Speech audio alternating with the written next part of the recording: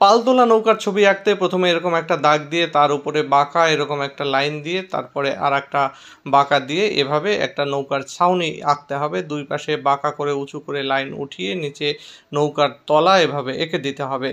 এরপরে উপরে আর একটা এভাবে বাঁকা লাইন দিয়ে নৌকার পাটাতন এঁকে দিতে হবে। ছাউনিতে এরকম লম্বা লম্বা দাগ দিয়ে দিতে হবে।